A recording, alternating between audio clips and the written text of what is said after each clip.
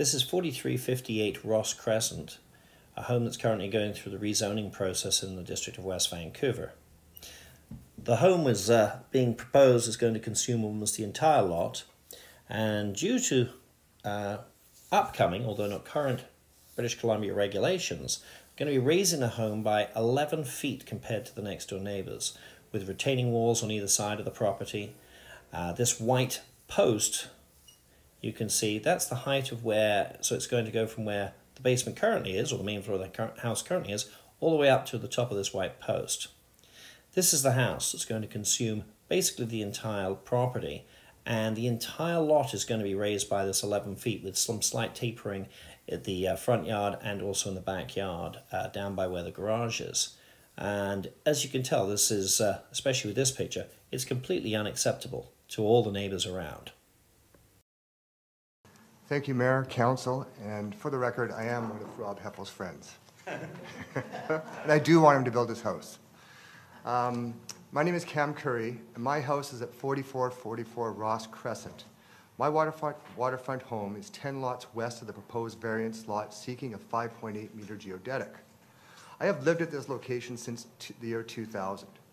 In 2012, I bought my neighbor's lot, combined the two, and spent 3.5 years building my new home at a 3.7 meter geodetic grade. Having lived there for years, I knew I needed to fortify my new home from king tides, heavy rains, and drainage risk from Willow Creek above. On the ocean side, I installed extensive lawn drainage and tiered my patio 2 steps up above the lawn. My patio is comprised of floating pavers with extensive drainage underneath. This drainage has pumps which would shoot the water out into the ocean, but they have never been used, of course.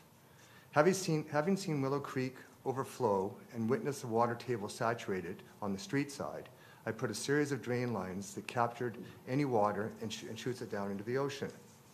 Because of my extensive engineering in both flood events in the past 3 years, one from Willow Creek and the other from a king tide, storm surge, and elevated water tables, my house was unaffected.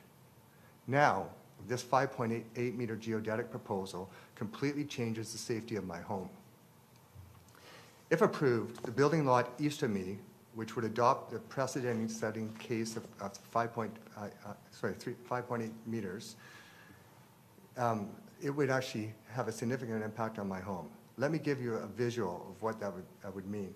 Unfortunately, I didn't know we had this, but their main floor would be 7 feet higher than my main floor, a foot higher than my fence, which I built for safety and privacy. They would then build a fence so that my living and dining rooms would look at a 12 to 14 foot wall of fence. This too would inevitably happen with the lot to the west of me. And just for the record, the house that Mr. Lansky showed that was flooded, that's the house to the west of me. My house is at 3.7 meter geodetic. That house is built 5 feet below mine. So that house is at about 2 meter geodetic. It was built improperly, and that's why it flooded. Inevitably, that house would be torn down, and the house will be built there at the new 5.8 meter geodetic, which would box me in on either side. More importantly, I would sit 7 feet below both of my neighbors' homes. All this time, I fortified my home from the ocean in Willow Creek, but never did I ever think that I have to protect myself from my neighbors. With the king tide, heavy rain, and saturated water tables, where is the water going to flow? To the lowest point, of course. Rather than being absorbed and released out to the, I'm going to take 30 more seconds like everyone else did. Well, I think that's my decision, but I'll give you a few seconds to wrap up. My neighbor's water would be dumped and diverted onto my property. Because again, don't forget, Willow Creek has been one of the causes. As good as my system is, I could not absorb such volume and my home would flood. Michelle McGuire already told us that it is illegal to dump or divert water onto a neighboring property. But by adopting this variance, you are, by default, breaking the law. For the safety of our community, I implore you to reject this variance and consider a geodetic level that is in line with the neighborhood.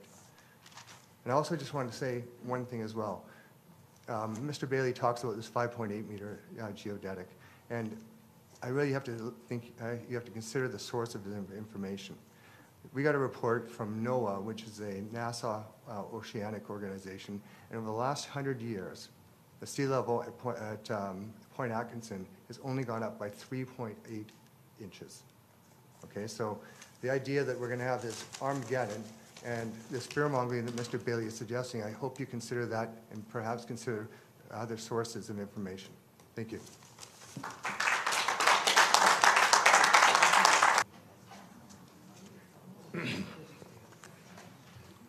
The province engineers.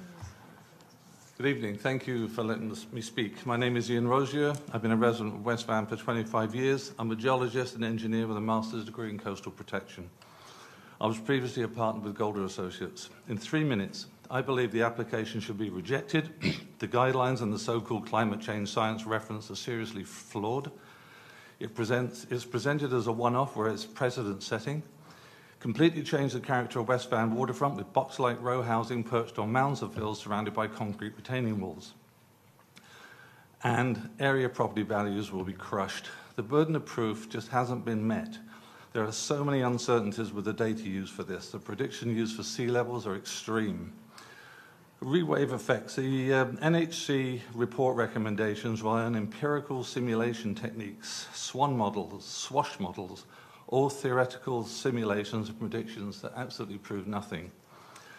The proposal cites the increased rise of flooding due to climate change and sea level rise. Well, with respect to sea level science and wave science, they are not exact. Far from it. The regional sea level rise estimates for 2100 vary between 0.2 meters and 1 meter, or 3 feet in the extreme case. Wave surge can be managed using low-impact foreshore protection.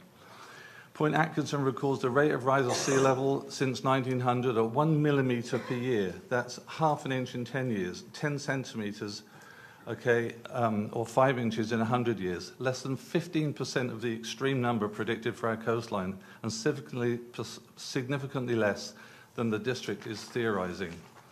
Regardless of the uncertainties of sea level rises, to justify extreme flood construction levels, the district can just go to Plan B, arbitrarily designate the area of floodplain.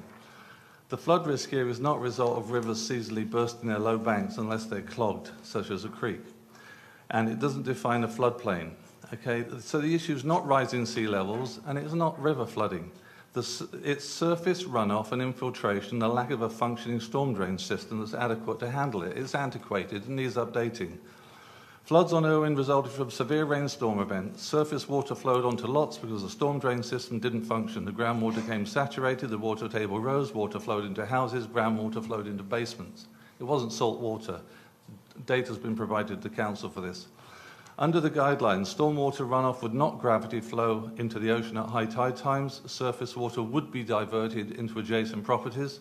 So will groundwater because of the reduction in permeability caused by consolidation from excessive fill. Consider the legal claims citing regulations that actually cause flood damage. Severe rainstorm events associated with the atmospheric low-pressure cells that affect our area as a result of climate change are hard to predict, but can be managed. Surface water can be managed by intercepting runoff and providing emergency pump sump systems, and any rapid rise in groundwater can be managed by installing fit-for-purpose perimeter drainage and pump systems around properties for emergency situations. No need to raise the grades by 5.8 meters. And if there are any questions, there are a couple of councillors that had questions about foreshore protection measures that might be initiated. I can answer those if you want me to, or I can just leave it for another day. Thank you very much.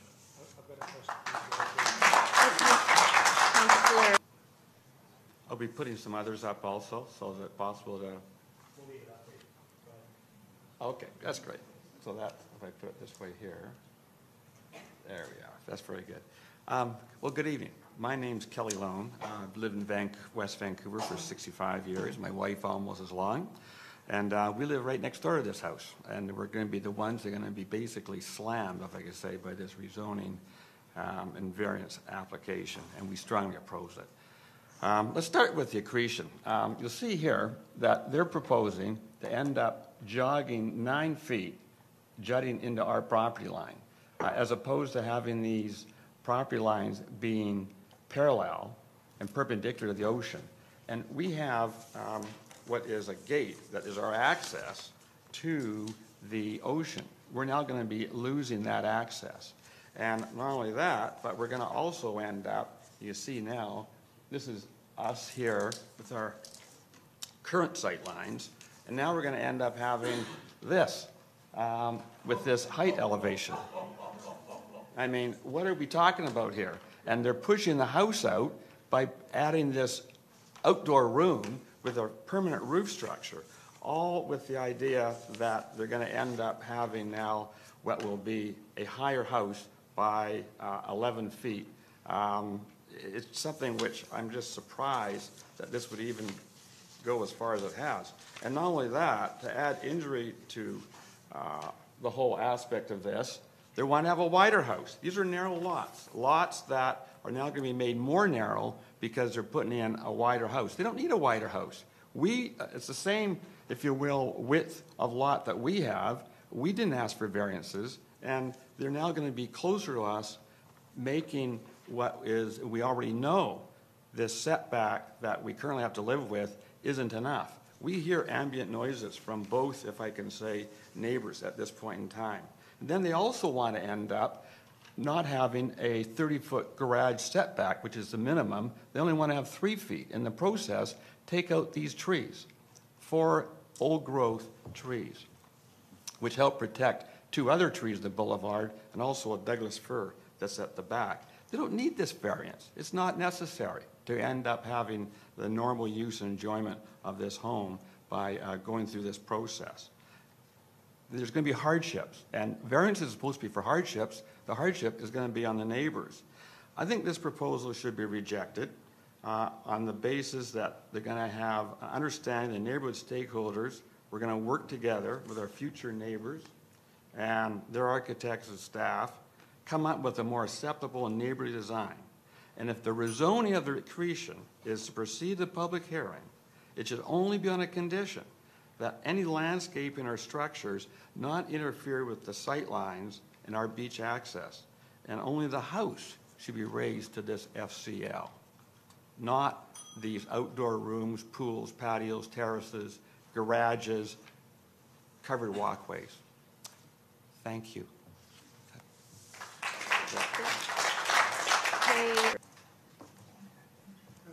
Mayor and Council, thank you very much for this evening. My name is Lawrence Rank. I live at 4472 Ross Crescent.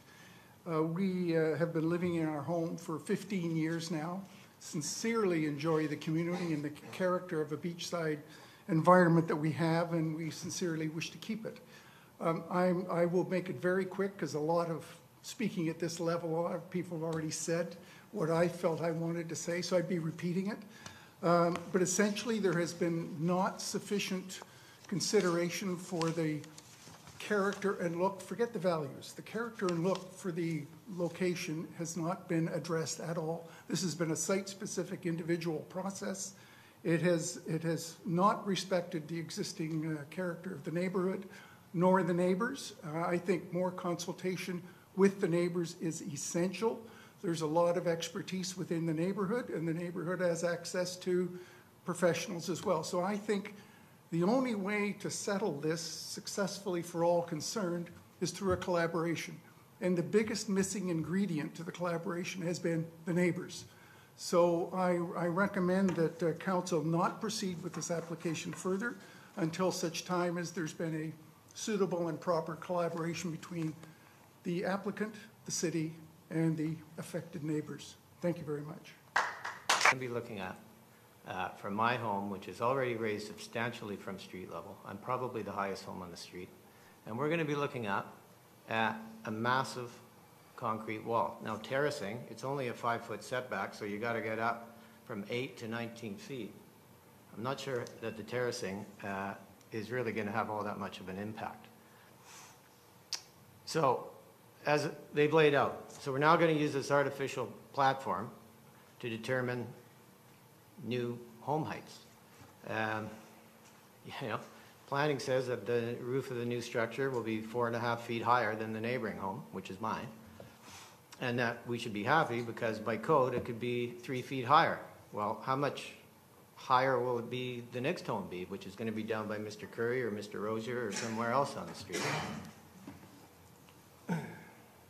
Essentially, in my view, it's like advocating for construction of a 3-story home in an established character neighborhood. Nobody should be surprised that almost the entire street is opposing this grading level. The report makes no mention or even remotely considers the serious negative impacts to the residences around this location from the concrete retaining walls that the owner will be building. The report notes that the site will be designed so that runoff would not flow onto adjacent properties, but rather flow to the ocean. Quote, this is an amazing statement. How is the runoff going to penetrate 19 feet of concrete and flow into the ocean? It will not. And any rational inspection of the neighborhood would make that clear. Runoff will flow around the concrete hill and try to get to the ocean. The only problem is there are long-established residences on either side of that. The fact is that the demands for the owners to do this is going to divert runoff onto neighboring properties, which, to Mr. Cameron's point, will create all sorts of other legal issues for the community, for the district. On page 3 of the report, it states... So you're out of time, Mr. Angus. Do you want to make a last sure. comment? I'm just saying, we fully support the new owners building at a reasonable height and urge council and the planning department to work diligently in finding a solution that will work for all existing stakeholders and allow the owners to get on with building their home. In short, I think today that the planning department should be asked to should ask the owners to resubmit their original home plans and make them a part of the discussion as this procedure moves forward. So thanks for your time. Maybe everybody should stand up and have a shake. I think we're all suffering from numb bumps. Stretch. Do something. Poor thing. Terrible night. I will try and be very quick. My name is Ann Eady. I live at 4347 Irwin Drive, the second lot over from Cypress Creek, which is about 4 properties over from Ross Crescent. I have lived there since I was born in 1947, and my family has had history in the area since the 1920s. This development, proposed development, is not something that should even be covered by a development variance permit. The same thing happened in Irwin. I found my letter, November 2013, for the Zabot property at 4359 Irwin. The property beside them was going to be elevated to an enormous level. It did not go through. I would like to ask Mr. Helinski at this point, because he does design very beautiful, very expensive homes, many of which are in this very unique area of Ross, Irwin, and Evergreen. The beautiful home beside us, the Phelps residence at 4343 Irwin, what would you conservatively say the home is worth? Not the property, the home. Miss Eady, I'm going to call her on that. This is your opportunity to make submissions to council. No, it was a submission, and what I wanted to ascertain by that is these areas have incredibly significant, a lot of new homes. I don't care what happens to elevation. I can sell, and it will be my neighbors that will suffer. These homes on either side of us are built for probably 20 million. The home on the other side was 43 million. Tried to be sold at. So how can you possibly use a development variance permit which says benefits should be maximizing, enhancing views of the neighborhood buildings and sites, complement a particular streetscape or neighborhood, work with the topography in a site, reducing the need for major site preparation or earthwork, maintain or enhance desirable site features such as natural vegetation, creeks, trees, and rock outcroppings, retain heritage structures, features, and trees, and result in a superior siting with respect to light, access, and privacy. This is the district's own guidelines. Further, you should consider the potential impacts in the community that are inconsistent with neighborhood character, increase the appearance of building bulk from the street or surrounding neighborhood, reduce light access privacy, require extensive site preparation, and include unattractive building elements.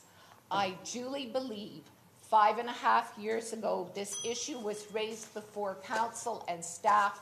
Here we are 5.5 years later, and nobody has addressed what will happen to some of the most valuable real estate in West Vancouver if this goes forward. Thank you and good night. But I think this is being rushed. I just found out that apparently we're having an information meeting in 48 hours. Where was this Mr. Lone, this is one step in the process. This is not a final decision. This is a decision to move this forward. There is still time moving forward. And I'm concerned that this isn't the final decision. The 15th of July, which I gather is the final decision. No. No. It's not, because that's because That's it's the being public rushed hearing. too far. Okay. That's the public hearing. Thank you.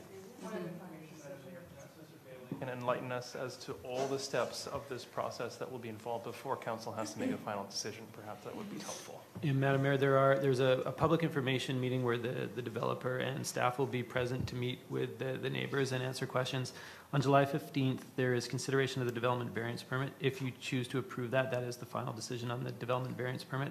It's the public hearing that night for the accretion. Presuming you give approval to close the public hearing, you could give second and third reading that night and then give final adoption the final council meeting. So I believe that's the 22nd of July for the accretion. But the DVP could be approved on July 15th. DVP on the 15th, the accretion 1 week later, or yeah, okay. Thank you, Mr. Bailey. Resistance, because they knew that this was going to be a problem with the neighbors, and the council at the time, I went on a tour, said, don't worry, we will support you. We will, if you get a coastal engineer, you do what we say, we will support you. We know it's going to be a tough decision. We know the neighbors aren't going to be happy, but we've got to do this. This is climate change. This is, anyway, if people want to deny that, that's fine, but I'm just relying on science. So, and it's my turn to speak, by the way. So they did everything that we've asked them to do, and now they're asking us basically to do what we said we would do, which is support this. If they jump through all these hoops, and now they've done that. So it is an untenable position. What I'm concerned about, and I guess the message that I'd like to send the neighbors home with, the community that's objecting to this, is this may not be you today, but it could be you in a few years. And if these people can't build a house, I think that's going to affect property values. If this is the process that's going to happen, no one's going to want to buy waterfront because they're going to say, well, look, they followed the guidelines, they got a coastal engineer, and then they still couldn't build a house. And look at it, probably took them 2 or 3 years. I mean, if we go down this process of just kicking it down the road, I think personally, if I was a landowner, I'd be worried more about that actually than the immediate, which is we're trying to deal with it. So I think there is time for talking to the neighbors. There is time for collaboration. There's time for legal advice. There's time for other professional advice. But I'm following Councillor Thompson's lead. We've got to move this forward. I have a different view. I agree with Councillor Thompson. I was going to be supporting her motion, but for me, the point is simple. I did not say to the Heffels or Mr. Helinski that I would support the proposal before if they did X or Y. It was always, you always have to listen to what the neighbors say. I'm still looking for a compromise in this situation, and the big $64,000 question for me is what our best legal advice is, and if there's ways in which, further to my exchange with Mr. Curry, if there's ways in which we can provide sufficient certainty for the district that we're not exposing ourselves to future liability, then I am more than willing to explore those ways and see if there's through indemnities or sureties or something. but I